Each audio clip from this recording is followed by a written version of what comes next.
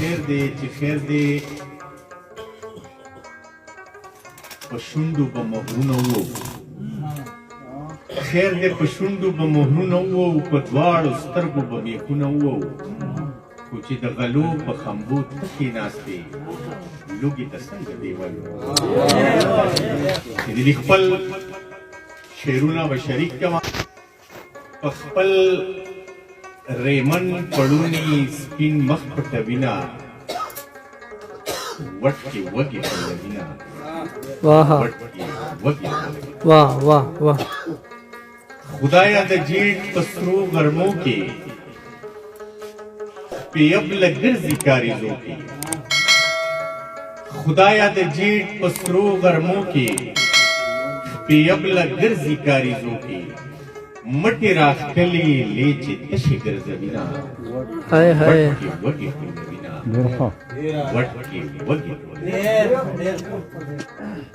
اور د اسمانه راوریږي مرغۍ په ونو کې پټېږي اور د اسمانه راوریږي مرغۍ په ونو کې پټېږي لوزې مچۍ خپلې وزرې غږوینا وټکې وږې ټولوینا وټکې وږې ټولوینا بل د پیریانو تنرونه د ګوګوشتانو آوازونه بل د پیریانو تنرونه د ګوګوشتانو آوازونه شپون په شپېلۍ کې خپل ارمان ټپه کوینا وټکې وږې ټولوینا وټکې وږې ټولوینا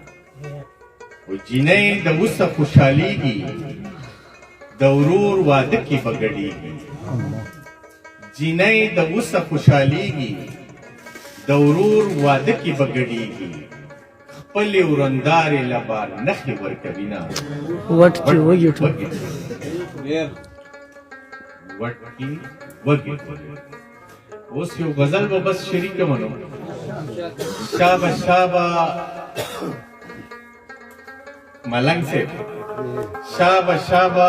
زیړی نور د ګوت وځي شابه شابه زیړی نور د ګوت وځي ساقي جانه مازدیګر د ګوتو وځي واه واه واه واه د ناصح ارمان به هله پوره کېږي د ناصح ارمان به هله پوره کېږي زلمیتوب چې څومره زر د ګوتو وځي د ناصح ارمان به هله پوره کېږي زلمیتوب چې څومره زر د ګوتو وځي او خفه نشي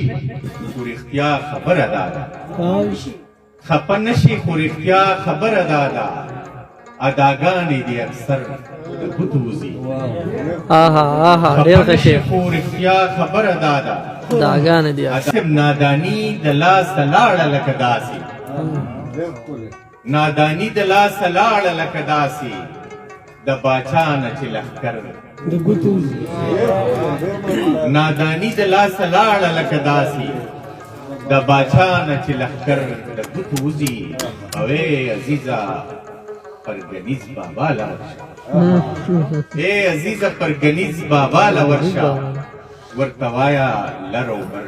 ګوتو وځي ډېره مننه واو